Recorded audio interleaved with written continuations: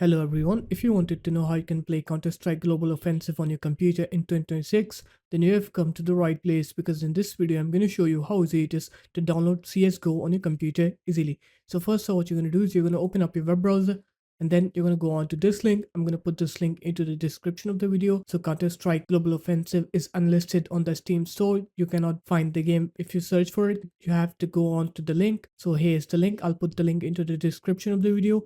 Just come here and click on play now here, and when you click play now it will open up this pop-up on your Steam store. Just select the location for the game to install and then click install, and then as you can see it will start downloading on your computer.